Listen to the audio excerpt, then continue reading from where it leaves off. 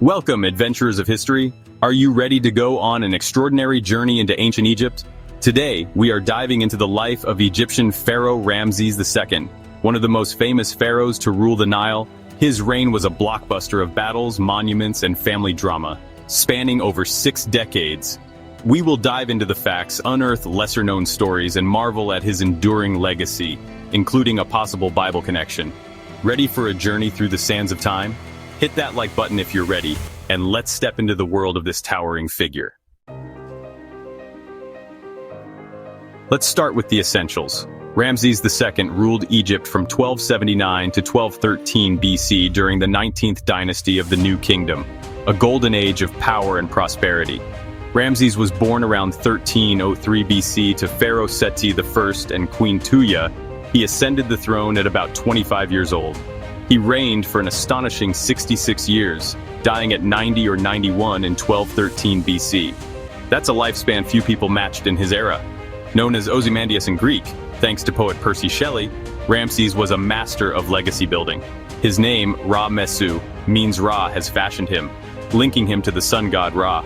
He wasn't just a ruler, he was a living icon, bold, ambitious, and unforgettable. Would you want to rule a country for 66 years? Now let's travel to the month of May, in 1274 BC, year 5 of Ramses' reign, for his defining moment, the Battle of Kadesh. Picture this: Ramses leads 20,000 troops, split into 4 divisions, against the Hittites, a rival empire from modern Turkey near Kadesh in Syria. The stakes of this war? Control of vital trade routes. Hittite king Muwatalli II ambushes Ramses with around 40,000 men and 3,000 chariots. Ramses, who was misled by spies, nearly loses the battle but rallies his troops, securing a stalemate. The outcome of this war?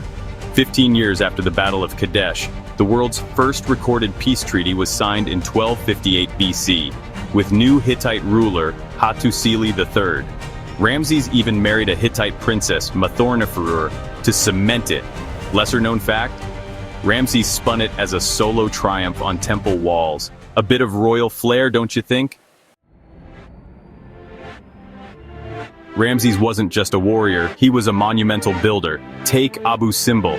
It was created for the people to worship Ramses II as a god after his death, and to show power to the newly conquered area of Nubia. Construction began around 1264 BC of Abu Simbel, of 2 cliff-carved temples with 4 66-foot statues of Ramses out front. Twice a year, the sun pierces inside to illuminate him. February 22nd and October 22nd, a cosmic salute to Ramses. Then there's Pi-Ramesses, his new delta capital. Here had palaces, canals, and a zoo. This was built early in his reign. In Thebes, he expanded his mortuary temple with a 57-foot statue, later toppled, inspiring Shelley's Ozymandias. Why so grand a statue? To eclipse his father and to awe his subjects. Ever built something to impress? Share below. Ramses took family to another level. He fathered over 100 children. He married at least 8 chief wives, starting with Nefertari, his beloved. Nefertari got a temple at Abu Simbel, rare for a queen.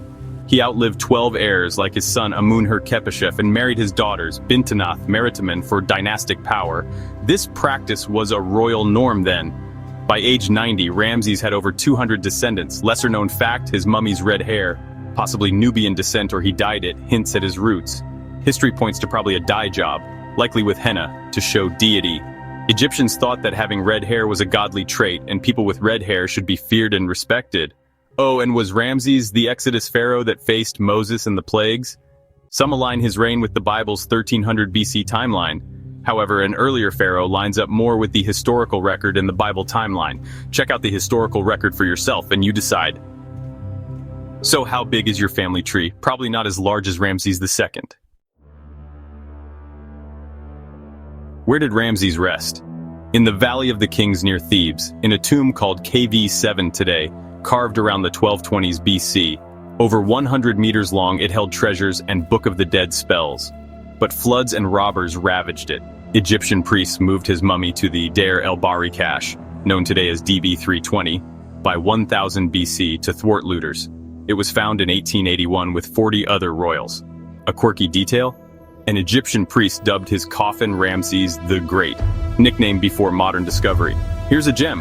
In 2017, archaeologists uncovered a palace floor at Pi-Ramesses. Colorful tiles with a child's footprint, perhaps one of his kids dashing through wet clay. What a cool find. What would you hope to find if you were visiting ancient Egypt? Let's dig into rare tales about Ramses. Ramses loved hunting. He boasted of killing lions and even kept one, called Slayer of his Foes, as a pet. Imagine walking that every day. Around 1250 BC, he put an end to Nubian unrest, then built temples to cement his control. He even sent Nubian gold to Hittite allies after the Battle of Kadesh, such a diplomat. A tiny faience lion from Pi-Ramesses proves his zoo was real. What is a faience, you ask? Well, a faience is typically made with rocks and sand that are crushed and mixed with water to make a paste. Then it is shaped and baked. After that, it is covered in a shiny, colorful coating called glaze. A faience was also thought to be magical by the Egyptians. It was believed it had the shimmer of the sun and the ability to bring rebirth. His teeth? Worn down by sandy bread, ouch. During this time, bread was milled with stones. Sometimes pieces of these stones would end up in the bread. Also, Egypt is quite sandy, so it makes sense that sand would end up in their bread. An X-ray of Ramses' mummy showed grinded down teeth, probably from eating sandy bread for 90 years. And get this, Ramses sent a letter to Hittite king Hattusili III that teases your gift's late. Did it get lost in the desert? Ramses had a sharp wit and a sense of humor. What's your favorite odd fact about Ramses? Ramses reached 90 or 91. That is a long time for someone in 1213 BC. How'd he pass? No drama, just old age. In 1976, his mummy was examined and revealed arthritis, a curved spine, dental abscesses, grinded down teeth, and clogged arteries, heart disease from a lavish diet. He likely died of infection or exhaustion in July 1213 BC in Pi-Ramesses, surrounded by family. Fun fact, in 1974, Ramses got a passport to Paris. He was on his way for preservation efforts, first pharaoh with an ID. Ramses' legacy is colossal. He peaked Egypt's power, created peace with Hittites, built epic monuments, and created a vast dynasty. His son Merneptah ruled from 1213 to 1203 BC, but the new kingdom lost power by 1070 BC. Sea peoples came and drought struck the land. Abu Simbel was moved in 1968 by UNESCO to save it from flooding. During 1980s digs, they found his 500-horse stables. Ramses' mummy is now in Cairo's National Museum of Egyptian Civilization. A king still watched. Why study Ramses? He's a history giant. The Battle of Kadesh birthed lasting peace. His treaty held for decades. The Hypostyle Hall at Karnak houses 134 columns. Ramses sent Egyptian doctors to help cure Hittite kings. Early medical diplomacy. He hyped victories, sure, but ruled with vision. And power is in what lasts. That's Ramses II. Adventurers. From 1279 to 1213 BC, he ruled 66 years. The Battle of Kadesh, monuments, temples, and over 100 kids. A pharaoh of colossal scale. His tomb was wrecked, but his mummy, monuments, and Moses mystery endure. The lesser-known tales, like his pet lion, a child's footprint, and witty letters, make him real. He's Ramses the Great for a reason. What's your favorite fact? Kadesh, Abu Simbel, or his humor? Drop it below and hit the bell and subscribe for more history adventures. Until next time at the Unseen Tutor, keep exploring, adventurers.